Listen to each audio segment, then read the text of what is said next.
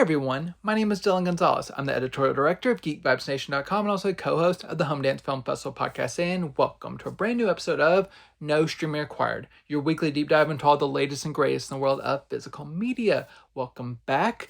I am pleased to be with you once again for another week of discussing physical media, including new titles from Universal, Kino Classics, the Vinegar Syndrome partner label, MVD Entertainment.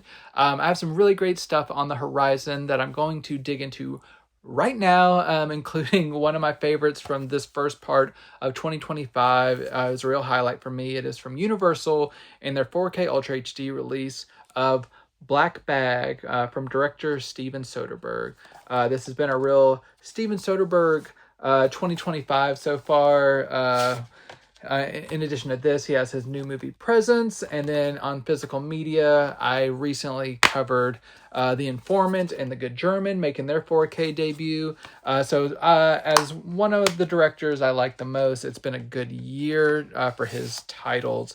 And this, in particular, Black Bag, was fantastic. It's a really cool adult spy tale. It's Michael Fassbender and Cate Blanchett as a pair of British intelligence agents. Like I said, they're married, and at the beginning of the movie, Michael Fassbender gets a list of names of potentially compromised people in the agency who may be involved in some shady dealings with like a secret program and stuff that might be being sold to some nefarious people. And one of the people on the list is his wife. So the premise of the movie is basically him going through and trying to figure out who he can trust from his team and kind of playing mind games and stuff with them to try to figure out if like who's compromised on the team and what their motivations might be. It's a very quick drama. It's only about 90 minutes long. It runs like just under 90 minutes before the credits start. And it's just a really cool, like I said, adult, but not like in like a sleazy way, like in a like thoughtful spy exercise where you're trying to weed out the spies, and you have like this married couple at the center of it who love each other. They're a little bit of freaky in like a fun way. They love each other, and just the way they kind of their rapport with one another. It's sleek, it's cool, and then the team members that are around them, they also have some good personality to them. It's not an overly complex tale, but every part of it is just so carefully constructed by Soderbergh, and the type's script by David Coep. I like I said, this is just one of the big standouts in the early part of 2025. So if you miss kind of mid-budget like adult fare, Black Bag really scratches that itch. I know it did for me. And 4K is the way to watch it. This does come in HDR10. And it looks really good. This has a lot of stylish lighting and cinematography. And there's some intentionally kind of exaggerated, verging on blown highlights, but it's kind of kept really dialed in with this HDR, and the blacks are deep and everything. The style of the cinematography is represented very well, and nothing unintended slips through. So no compression artifacts or anything like that, but it is a very stylish looking movie. So you're not going to have like completely contained like luminance and stuff, especially like some of the lamps and stuff that are on the dinner table and everything are very exaggerated, but in a way that looks very cool on screen. And then the colors, everything looks nice. This doesn't have a completely it doesn't have a Dolby Atmos track, so it's not completely immersive, but it does have a Dolby True HD 5.1 track. Sounds very good for what this movie is aiming for. It sounds really good and immersive, and within its kind of sonic capabilities. And it has a couple of featurettes and some deleted scenes. So overall, pretty nice package. Maybe a few more special features would have been cool, but for what we got, Black Bag on 4K is a winner. I really recommend it because like I said, one of the highlights of 2025. And while you're at it, pick up Presence, which I'm not talking about this week, but the other Steven Soderbergh horror movie. Make sure to just pick all of his titles up on 4K. You will not be disappointed. But now I'm going to head over to the Vinegar Syndrome partner label family. So the first of which is from Film Movement. and that is The Wait. This is my first movie. It's a Spanish movie from recent years. And it's a pretty kind of nihilistic movie. It's pretty bleak. It's about a man who basically kind of plays he has a job of kind of like a game warden on a kind of a estate, and he's kind of responsible for the hunting that's going on there. And he kind of gets convinced by some powers. He kind of gets forced into bending the rules at one point, and in regards to how many gun stands there's going to be on this hunt. And despite him kind of knowing better, he agrees to this. He gives in to outside pressure, and tragedy strikes. And once this happens, his whole life pretty much unravels, and it turns into kind of a revenge tale. But it really goes into some surprising areas that I didn't really expect, including some kind of supernatural, like folklore elements that I think are really cool and really give us kind of an unsettling aura about it. Like I said, this kept me guessing. I didn't quite know where it was going at all times, but once it reached the end, while I felt like crap because everything is super depressing, I was also very engaged throughout, and I thought it was a gripping movie. It's not overly long either. It's just like a little bit over an hour and a half long, but it uses every minute very well. And it's not an overly talky movie. There's a lot of great cinematography there's a lot of great visual storytelling on display, and then it's not the most terrifying movie, but it makes you unsettled. So if you kind of like that kind of creeping dread, The Wait is definitely one you should keep on your radar. This is a new movie. It looks really great in HD. No major banding, compression artifacts, everything. It's not an overly colorful movie. A lot of it's kind of like takes place in kind of like a deserty-esque era. But everything looks very nice and natural to the intended aesthetic. And then 5.1 sounds really good. You get a commentary track from the director and a VFX reel. And as I kind of showed off briefly, you do get a booklet included here, which comes with an essay that you can check out. That's pretty cool. And yes, and some still images, all that kind of stuff. So if you kind of like a slow burn folklore horror, The Wait is definitely worth checking out. Going back to film movement classics, but staying with Spanish language titles. This is from, I believe, the 1960s, 1966, and this is Time to Die. Now, this is kind of a Spanish Western about a man who he has been away for a long time in prison. And he comes back one day to the town that he once left after getting into kind of a gunfight and being forced to kill someone. He comes back into town, and that man's sons are kind of wanting justice once he's in town. But he's more of a peace-loving man, and he's trying to kind of like move on from his past.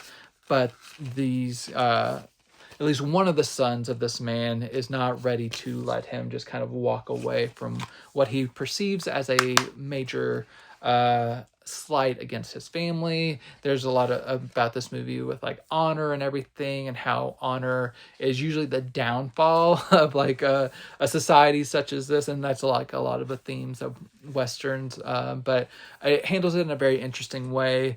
And in some ways it's kind of like anti-Western, but in terms of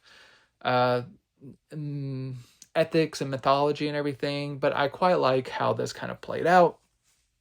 And I think if you're into kind of a different flavor of Western, like I said, this is a Spanish movie. It is worth checking out. And this Blu-ray It's actually a re-release, as with the last movie and the next couple I'm going to talk about from Vinegar Syndrome. If you want a slipcover, you can go to the Vinegar Syndrome website or select indie retailers such as Diabolic DVD, and pick up a slipcovered versions if there are any left. But this release has been released before in 2017. So this is a re-release of that where you can purchase it now with or without a slipcover from the OCN Distribution Vinegar Syndrome family.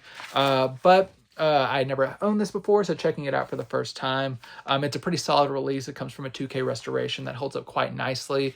It's not perfect. You do still have some lingering damage, and not everything is crystal clear. But in terms of a 2K restoration of this kind of little known Spanish movie, it holds up pretty well. There's some nice detail and textures and everything. It's a pretty impressive transfer as is. But if you own this previously, there's no tangible difference unless you get one with the slipcover version. But this is just a re-release of that, which includes a commentary track and an introduction that's from director Alex Cox, who was the director of Repo Man. He gives a little bit of background details, or you can get a commentary track as well. So that is Time to Die from Film Movement Classics. Staying in the film movement family, we are going back to a more modern film movement title, and that is the documentary A Life in Dirty Movies. This is about director Joe Sarno and his wife. It's kind of following him and kind of excavating his legacy. Joe Sarno did a lot of quote-unquote dirty movies. So kind of softcore movies, mostly back in like the 60s and 70s. But he kind of had an unusual approach, and especially whenever things kind of started transitioning more to hardcore porn, he was always kind of more of a story-driven auteur of dirty movies, of pornography, where he didn't lean into the titillation as much. Of course, it's a softcore movie. You're getting plenty of sex and everything. But he often focused on like the pleasure of women, or there's some kind of moral behind what he was doing.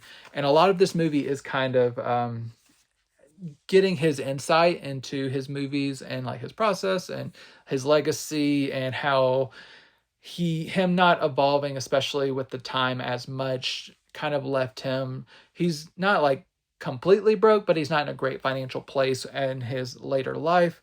Especially with like health problems that are developing, and there's a lot of like, it goes into his relationship with his wife, who's like a longtime collaborator with him. And I found it very interesting. I have actually seen one Joe Sarno movie that Film Movement put out before. I think that's like the like Night of Fog or something. It's something along those lines. It's been a couple years, but he made tons of movies. But the one that I've seen, I'm not particularly in like. I have a desire to watch softcore movies, so that wasn't one that was particularly for me.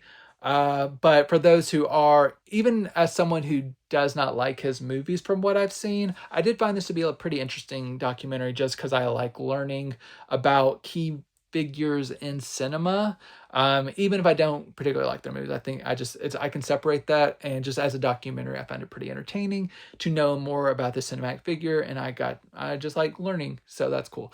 And as a Blu-ray, it looks good. It's a mixture of newer footage that is pretty tight and controlled and everything, and like steady filming environments, and then kind of archival footage that mostly looks good. I think it's the best possible footage that was available whenever this was made in the last few years. But some of it doesn't look like absolutely crisp and clear, but it's the best footage that's available.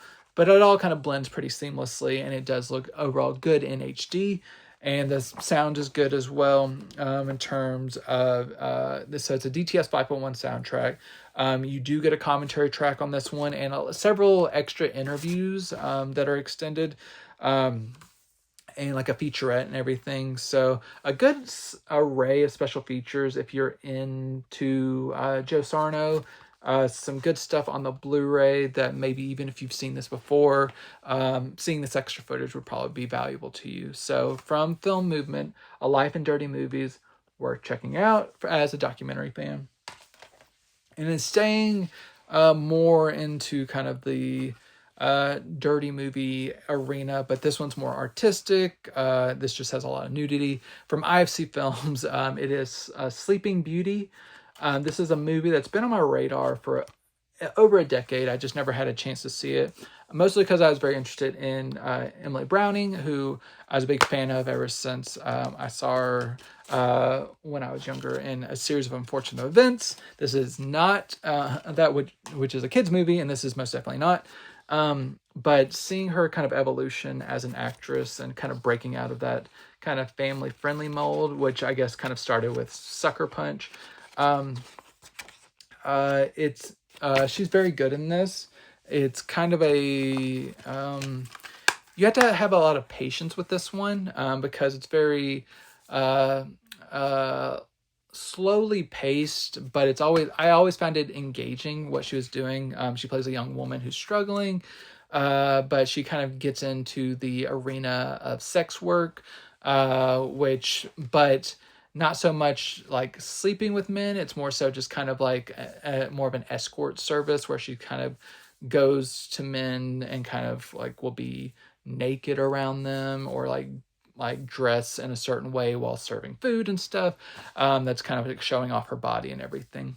But then it kind of, whenever she needs even more money, it kind of evolves into kind of this kind of dark tale of her being like completely like knocked out and like men being able to just without doing anything super invasive, just kind of like lay with her while she's unconscious and kind of like use her body in whatever ways they kind of want to, and just kind of like really disassociating her identity from her body and just using her like as an object.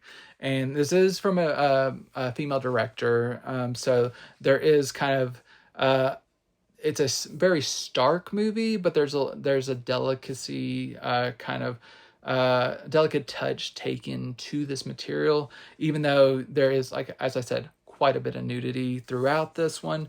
There is the themes that are being wrestled with and just kind of like that are being kind of approached in this manner. It works quite well. It's not a movie for everyone for sure, and I think a lot of people probably will not kind of grasp kind of what the director's going for on the first viewing, or they might be looking at this for the wrong reasons. But if you dig a little bit under the surface, especially as analyzed in the audio commentary track, I think it kind of helps you understand what the filmmaker is going for, and I think it's very valuable. So that commentary track is the only on-disc special feature, but that is from Alexandra Heller Nicholas, who's one of the best film historians in kind of the boutique label game. I always love her insights, and she does a great job, but you also get that booklet that's included as well that I showed off. So this is one I've been waiting to check out from IFC Films, so I'm glad this got released. It's a nice HD transfer. Everything sounds good, and then the audio commentary track is great. So Sleeping Beauty from IFC Films is worth picking up if it's been on your radar, or if it sounds interesting to you. If you're a fan of Emily Browning, definitely worth checking out. So it is kind of a short week in terms of Vinegar Syndrome partner labels. This month was kind of light in what I was covering. So that's the end of that, but I am transitioning to some other labels, including a catalog title from MGM, and that is the Whoopi Goldberg cop movie, Fatal Beauty. Not much to get into here. It is Whoopi Goldberg playing kind of a detective role. You have Sam Elliott in a minor role. It's just kind of like it's an 80s movie, and it's kind of that familiar kind of cop formula of like this kind of rogue cop who kind of has a special set of skills trying to prove her worth and tracking down the bad guy, all that kind of stuff. And it's Whoopi Goldberg, so there's some nice quips and everything, but a pretty decent action as well. It's not like the best movie ever, but as 80s cop movie entertainment, it works out well enough. I had fun with it because I do like Whoopi Goldberg, and Sam Elliott is always a fun addition to any movie. So if you don't have like the highest expectations, if you just kind of look at it as like a genre exercise, it works well enough for me. This is actually out previously on Blu-ray from Olive Films in 2016. As I have quite a few Olive releases from back in the day, and a lot of those did not have subtitle tracks. So I'm not sure if that one did. I don't have that previous disc, but this does have subtitles, but no special features. And a dated master that was probably the same one on that Olive disc. So it looks a little bit aged. You can kind of tell it's an older master. It's decent. It has some decent colors and but still some lingering nicks and scratches, a little bit of softness. You do get some texture on the production design and stuff, but it is just an older master that could probably be refreshed. It wasn't. It's just been reissued on Blu-ray from MGM. So if you're interested in this, it is now still available now on MGM on Blu-ray. So check it out if you are interested in it at all. It's just kind of a bare bones kind of like get the movie out on HD and nothing else kind of release.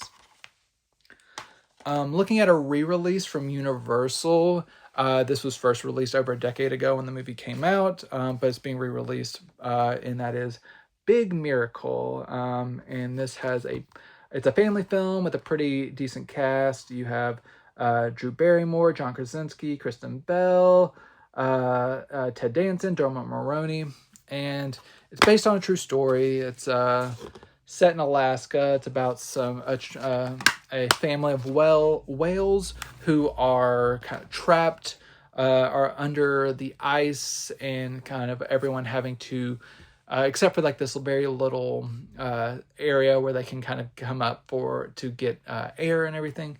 And it's up to this community to come together, including some typically unfriendly people coming together to like putting their differences aside to kind of help these whales get out of their precarious situation. And there's a lot of stuff involving like the media, like media coverage and everything. This is set in the 80s. And yeah, it's a family film. It's very rote. I think the script is kind of the biggest challenge to this movie. All the characters are really kind of stock characters that some of their like characterizations / motivations are very underdeveloped. Everything is just kind of by the numbers. I think this could have been a really great movie under the certain situations in terms of just like that good family feeling of just like a warm story about like coming together and everything. And there's a little bit of that. I like it overall.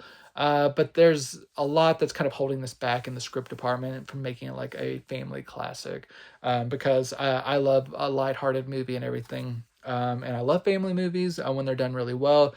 This one just comes up a little bit short. So I'd probably give it like a B-, C+ kind of area. I mostly for the cast. They're doing a good job and I like them.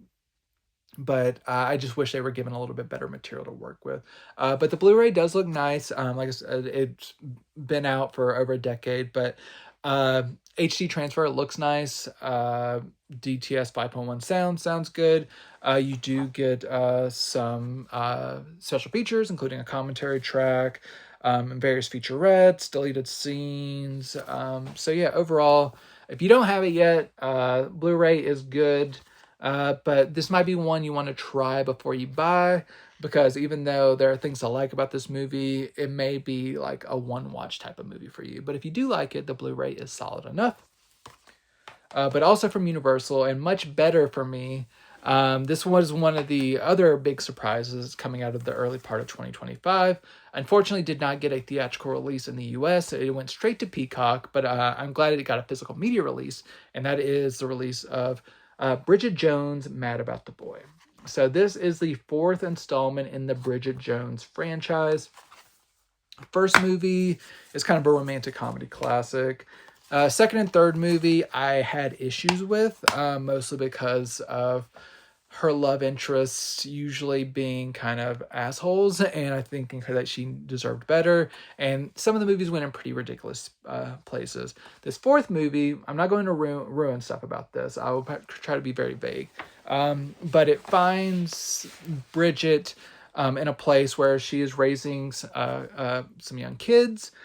She's pretty much doing it on her own, but there are some familiar faces from previous movies.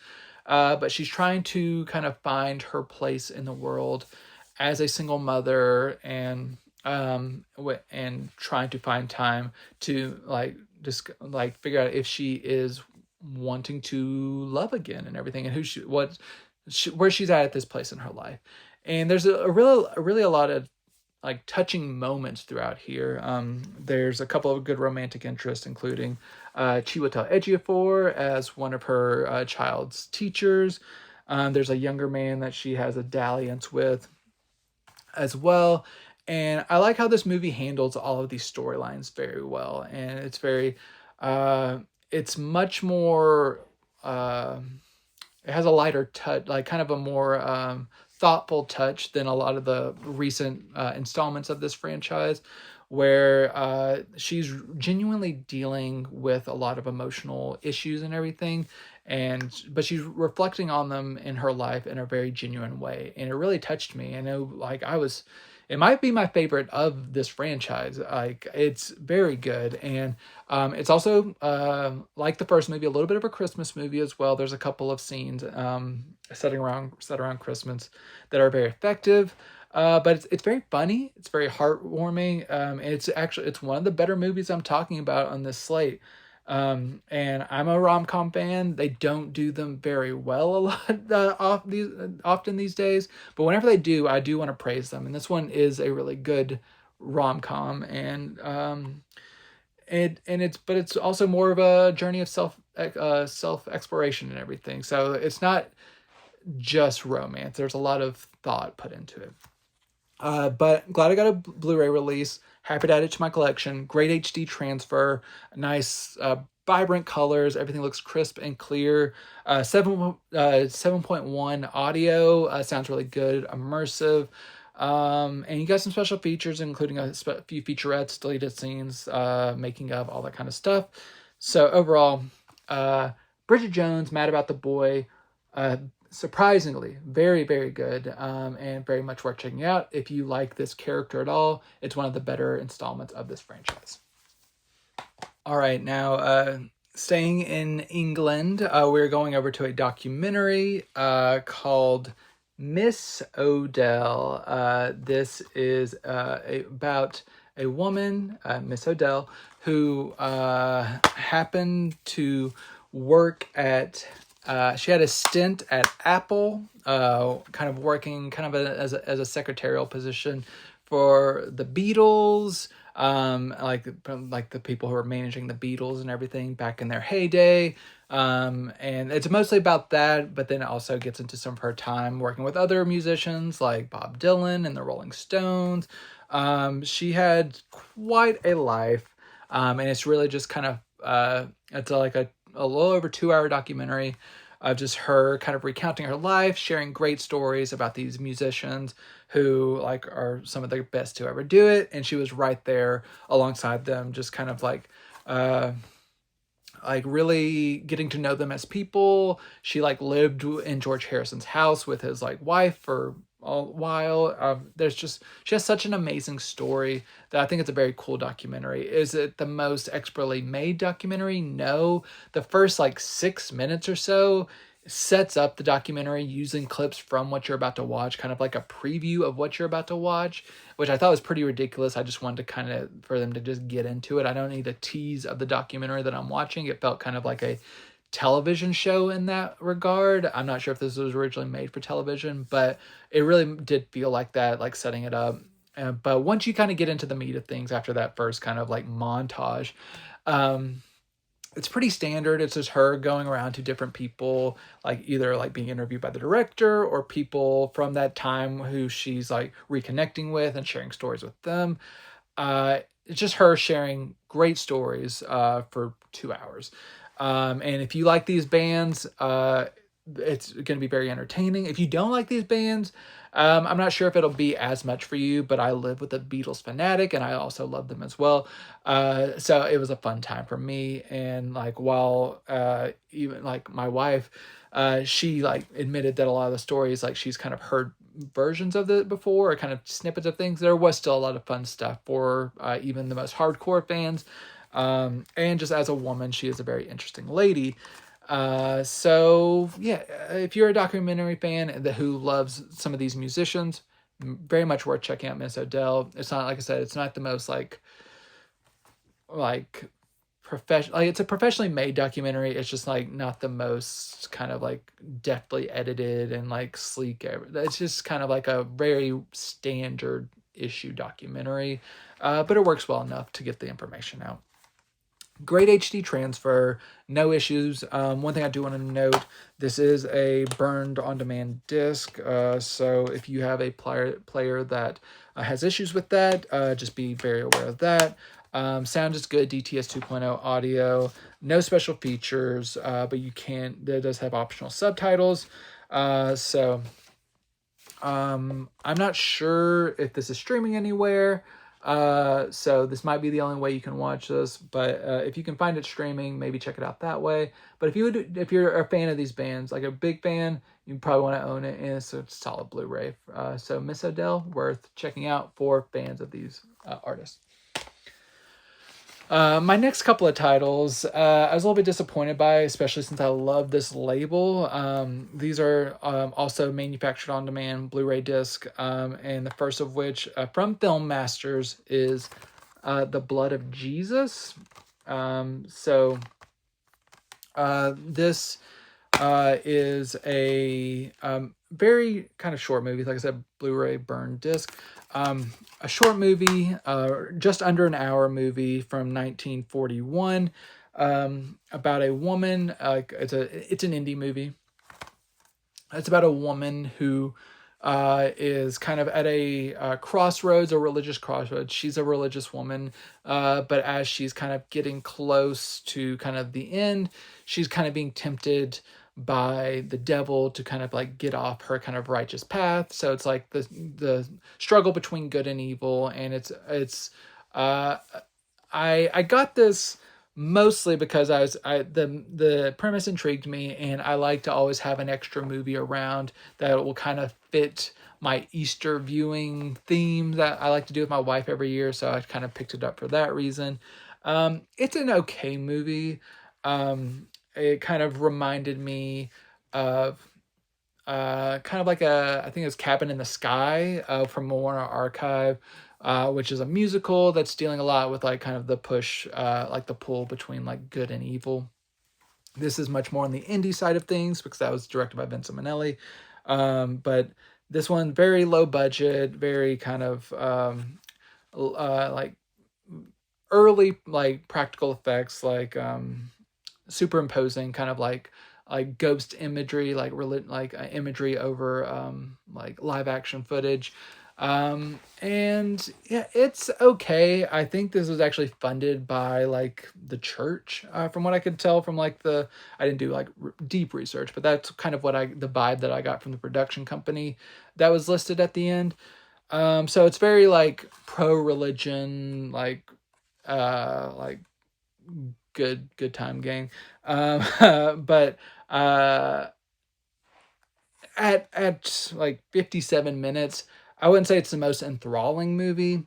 And this Blu-ray, it says it's newly restored, and compared to my next one, it does look good. But there's a lot of like opticals that I was talking about that make this look pretty rough. And even when it's not opticals being employed, it looks fine. But in terms of restoration of older like 1940s movies that I've seen from everywhere else, it kind of just disappoints me a little bit. It looks okay, but it's not the best. And this being a burn disc, there being no special features, lossless audio though, so DTS 2.0 audio, but just there's not a lot to this, and with this being under an hour, it's just kind of hard for me to recommend it heartily. But if you're interested, it's decent enough. It's just not the best from Film Masters. But whenever they typically release stuff, then it's not a burn disc and they have special features and everything, I can usually recommend it a little bit more heartily. But what I was definitely disappointed in from them is this Convict's Code, which same situation. You got a burn disc from them, and I checked this one out because I like a good kind of like crime tale. This one's from 1939. It seemed pretty interesting enough, like kind of film noir-ish, about a man who's been in prison, was kind of wrongly sent to prison, but he's not, like, it's not acknowledged as such. He was kind of set up to go to prison. He gets out of prison, and he's trying to figure out who like kind of paid off all these witnesses to say that he committed this crime. And he kind of inadvertently starts working for the man who was responsible for putting him behind bar, like who actually committed the crime. And then he actually starts to fall in love with this man's sister when he starts being her driver. So it's kind of like all of this, like he's searching for, like trying to get to the truth of who framed him, and he's right in kind of this nest of criminals, which is fine. The movie itself is passable. It's good enough for the time. It's not particularly notable, but it's decent. Where I have an issue with is this Blu-ray. I don't know the restoration details. It says newly remastered. So I have to take them at their word. But it seems like there's something amiss here, because this looks like there's a frame rate issue, because everything looks like it's kind of like slightly in slow motion whenever people are walking. It looks very odd. I have not really experienced anything like this. Whenever I've been reviewing stuff, all I can think of is that there was some elements with the issue with the elements that just did not translate well to an HD transfer. But I kind of found it pretty hard to view as a restoration. I think it just does not look good. Just not having people move normally is so distracting to me, and it's just a big shortcoming for me of this transfer. And it wasn't so much that the audio did not match the voices. It mostly did. It's just the movement was so odd and just not natural. If that sounds like an issue to you, don't get Convict's Code. It was for me. And yeah, it just, I love Film Masters in general. This one just, the whole thing just did not work for me. No special features, burn disc, audio's fine. But even the underlying transfer, there's still like lingering softness and scratches and stuff like that. So Convict's Code, I can't really recommend this one, just because the whole look of the film just isn't up to snuff, in my opinion. And one release where I think that issue could have affected this and gone very wrong, which actually went quite right, is the new partner of MVD Entertainment, and this is the first release under Smodcastle Cinema. Now, people may know Smodcastle as kind of the brainchild of Kevin Smith and Scott Mosier, who are producers on this movie from the late 90s. I think was eventually released in the early 2000s. So this is the slip cover for this one here. And then underneath you have this here. So A Better Place is not, like I said, not directed by Kevin Smith, but produced by him. It's directed by Vincent Pereira. And it is kind of more of a thriller drama about a high schooler who moves to a new town, and he kind of starts getting bullied, but he gets saved from like a beating by this kind of unstable guy who has kind of violence in his past with his parents and everything. And it kind of just goes down a dark exploration of their friendship, and like this, like them bonding, but also them like being wary of one another whenever like kind of the more unstable one starts getting like kind of ideas to like enact violence upon people at the school, and kind of, so it's like definitely like kind of made around that kind of Columbine time that we kind of know even more in this day and age. So if you kind of have issues with, it's not exactly a school shooting drama, but it's like a school shooting adjacent, I would say, in terms of like violence against like teenagers enacting upon them one another. Um, so uh, in terms of like kind of a low budget kind of endeavor, I actually found it to be pretty solid, and I kind of forgive it for certain kind of missteps, and whenever you're shooting on this budget and just kind of a labor of love, it worked well enough. And there's actually a few pretty bigger names from this kind of universe of people that people would know, like Jason Lee has a small part, Ethan Suplee, Scott Mosier, I think, pops up as kind of like one of the high schoolers and everything. So there's like a few familiar like View-esque universe faces that you will find in here, but don't expect like a overwhelming amount of comedy. It's mostly kind of dramatic and more of a thriller. And this is a director's cut, which in the intro with the new intro recorded by the director, he kind of talks about like a few things that he kind of like smoothed over and touched up in terms of like editing, and a few digital effects shot that he got like one of his friends who does visual effects to kind of fix like a few continuity errors and stuff like that. If you want the way it was originally seen back early in 2001, that is available on here in standard definition, but the new version has been restored by the Vinegar Syndrome team, as they said in the introduction, from the original elements. So that was the original 2K restoration from the original camera negative by the OCN Vinegar Syndrome team. And when I heard that, I knew they would probably be in good hands. So the restoration actually looks very nice for such a low budget movie, and the encoding also looks pretty solid as well. And you get a couple of new special features like the introduction and stuff, and then you carry over special features like the audio commentary track.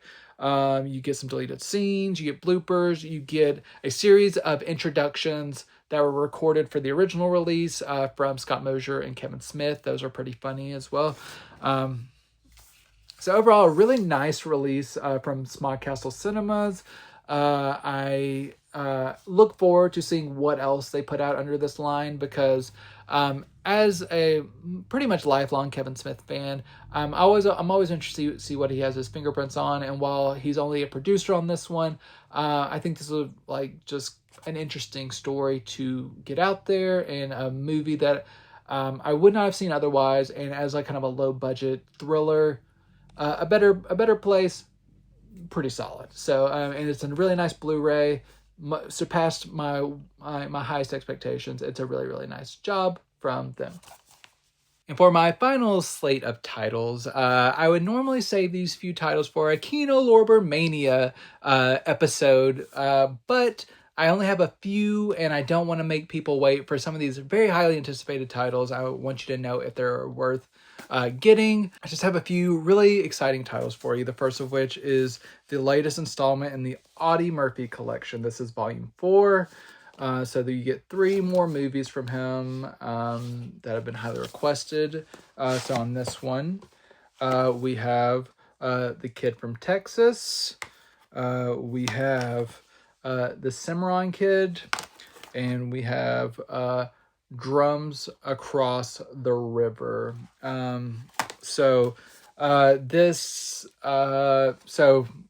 like for Kid from Texas, you have him as Billy the Kid, and just kind of like more of a morally gray character for Audie Murphy, but it's more so portrayed like Billy the Kid in a more positive light. And for the Cimarron Kid, this one is a pretty solid one, in which Audie Murphy plays in a Bud Bedecker movie that involves kind of like heist and bank robberies and stuff, and just him kind of getting involved, like kind of leading kind of raids on parties and everything for his gang and everything. And then finally you have Drums Across the River, where this one is more a sensitive look at Audie Murphy at first starting out as a man who kind of wants kind of revenge on the Native Americans who like killed his mom and stuff, but his dad kind of has a more understanding sentiment towards the Native Americans, and this leads him to kind of like trying to broker peace with them whenever there's some kind of real ne'er-do-wells in town who want to kind of cause chaos and steal resources from their land and all stuff. So it turns Audie Murphy into a reluctant and get into a reluctant alliance with the Native Americans. And it really kind of like takes more of a sympathetic view than a lot of Westerns do towards the plight of the Native Americans. So overall, this as a movie set, very solid. I was entertained by all of these. Transfer wise, it's a little bit of a mixed bag, mostly really great. The real misfire for me in this one is the kid from Texas. I don't know the particulars of the like sources for any of these. It's not noted, but the kid from Texas is very faded and I just don't think looks very nice. It's not what I expect from like a modern Blu-ray release, just for it to look, especially from Kino. They usually kind of get better masters than this. It just doesn't look very nice. There's some good like texture and everything, but color wise, it's not passing the test. The other two look great though, so that's kind of the issue. You're like, if you're a fan of Audie Murphy, you'll want to get the Cimarron Kid and Drums Across the River because they look very nice, vibrant colors. Everything looks nice and textured, not overly like a lot of nicks and scratches or anything. So two of these three look very good. It's just the kid from Texas just it doesn't meet the standards for what I expect from this. But overall, the other two I think might make up for it. I just don't want to mislead anyone and just let them know that the kid from Texas visually not the best.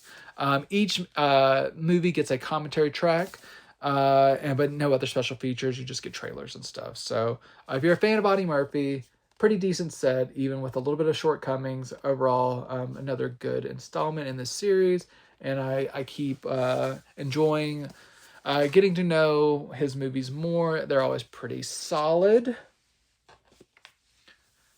My next one, we're heading down a 4K path, the first of which, from John Frankenheimer, it is the horror movie Prophecy from 1979. This is like an environmental horror tale in which a group of people go try to investigate some things that are going on in this logging community, and it involves like some mutated animals and life forms, as you can kind of get an idea of here. And it's just kind of like a creature feature, like weird, odd horror movie. Not my favorite Frankenheimer movie, not my favorite 70s horror movie.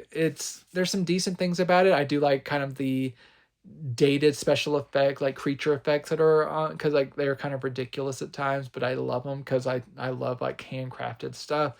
So even when it looks a little bit like a little bit imperfect, I still think it's very an interesting movie. But overall, not my favorite title I'm talking about. I do want to note that there's no Blu-ray version. This is just the special features that are included. So no Blu-ray version of the movie is included. I just want to make that clear.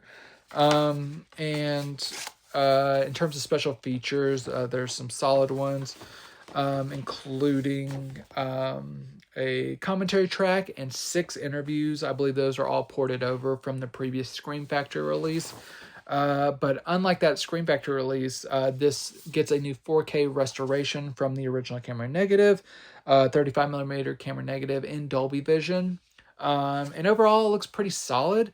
In terms of like pure detail and everything looks really nice. The restoration obviously looks really great. Dolby Vision makes the colors look very nice. The only thing that we're kind of contending with that's a negative, which is kind of unfortunately infamous for Kino, is that their compression is not always the best. So there's things that could be tweaked a little bit more to make it look like amazing, like impeccable, but mainly it just looks really good. If you're not like a eagle-eyed viewer or nitpicking transfers, I think you'll think this looks very nice, and it does look very nice. There's just things that keep it from being perfect that I wish Kino could kind of just fine-tune, and because they have so many great titles, I just wish that each encode could be as perfect as I think some of their curatorial efforts are. But overall, it's a solid release. And if you're a fan of the movie, I think this is the best that it has looked, just with some shortcomings. But overall, good release from Kino for Prophecy. But I'm getting to some movies I like a little bit more and ending stuff on more of a lighter note. The first of which, from the Farrelly Brothers, the comedy classic Kingpin, which is one that I've seen parts of it so many times over the years, like on Comedy Central. When I was growing up, I would just turn it on and there would be parts of this. But I'm not sure how many times I've actually seen it in full. And yes, there are many things about this that are dated or not PC and everything, and I understand that. And some of the things did kind of make me roll my eyes, but there's a lot that did make me laugh out loud. So overall, I do think this is quite a funny movie, and with all of its kind of things that do make you kind of cringe at times, but there's a lot of really funny stuff. So you have like Woody Harrelson and Randy Quaid and Vanessa Angel as kind of your main trio. You got Bill Murray as in a villain role.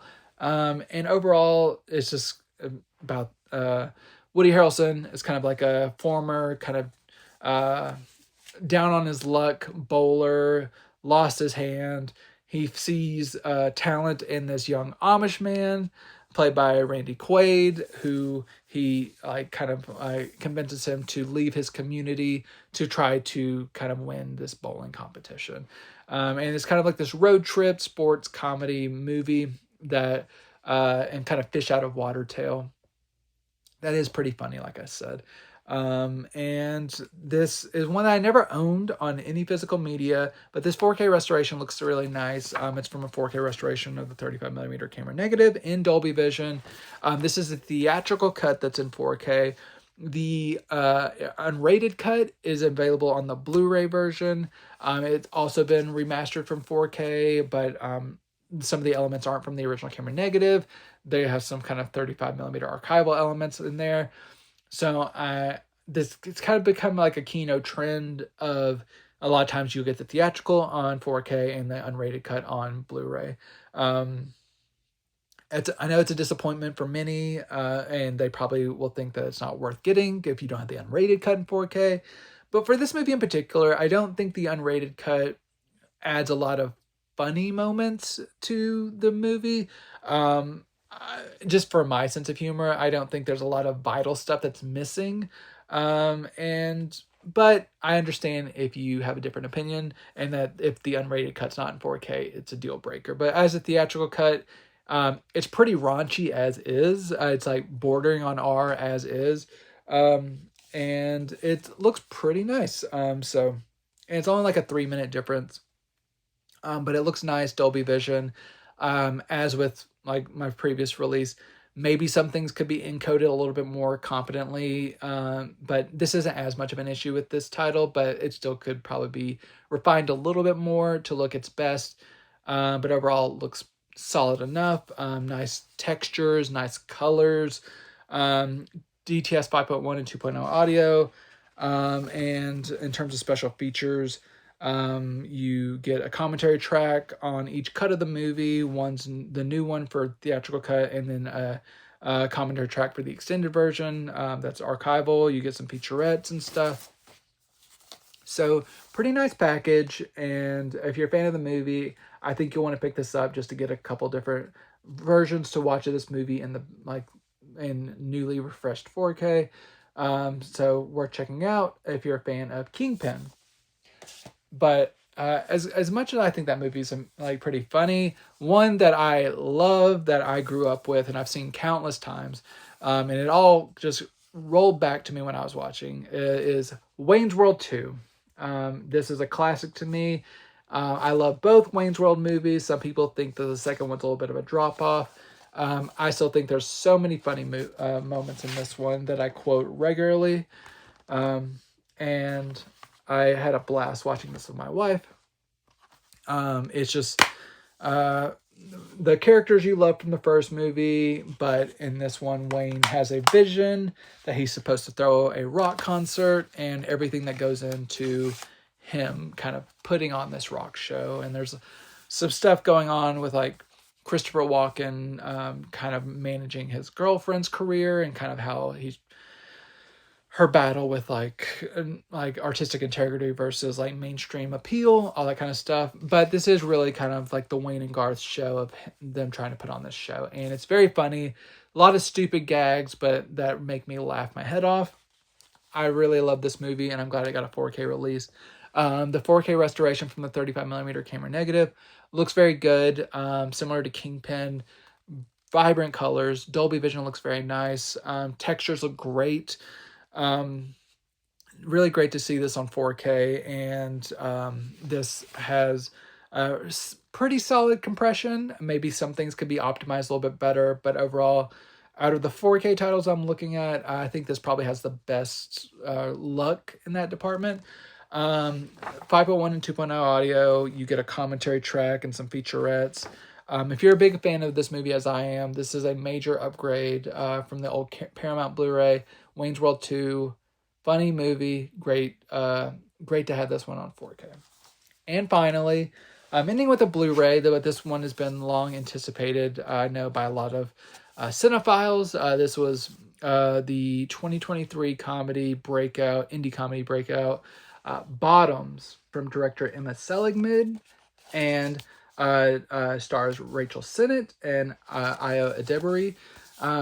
And this one is a kind of a queer take on kind of the teen comedy romance genre, in which our two leads kind of start a fake fight club to kind of sleep with some cheerleaders, and it kind of spirals out of control into very absurdist, like kind of like Heathers-esque dark comedy.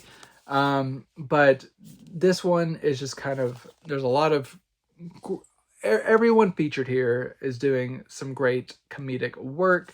I love this one. It was one of the better comedies to come out of 2023. I've been waiting for this one to hit Blu-ray for a long time, and I'll talk about kind of why that took so long in here in a second.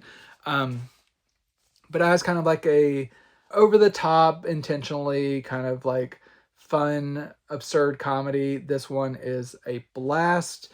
And the HD transfer, it's a newer movie, so there's no issues there. The only drawback is I wish this could have got a 4K, but the Blu-ray looks very nice and crisp and clear. And I don't think fans will be disappointed by how it looks and sounds. 5.1 sounds really good. And as I mentioned, this Blu-ray's been in the making for a long time. And what took so long is they were trying to get some good special features for this, and they ended up getting 2 audio commentary tracks. One with the main 5 ladies in the Fight Club, and then one with director Emma Seligman. And then you get a 28-minute making of, some outtakes, some deleted scenes. Overall, really well-rounded package for this one. So if you've been waiting for Bottoms, you will not be disappointed. It's a hilarious movie, finally on Blu-ray. I'm glad Kino got this one out on physical media. Glad to have it in my collection. Excited to rewatch this many, many times. So Bottoms on Blu-ray from Kino, very much worth picking up. And that is my show. I hope you found something that you're interested in checking out. If so, let me know in the comments. Let me know what you're most interested to check out. If there's something you want me to talk about on a future episode, make sure to let me know. I will definitely try to make that happen. Thank you for those who come back every week. I always enjoy doing this. If you love physical media. If you know someone who loves physical media, share this with them. Make sure you subscribe to Geek Vibes Nation's YouTube channel and like the video, all that kind of good stuff. That really helps out. I really, really enjoy doing this for you. I will be back again next week with another exciting slate. But until next time, enjoy these movies.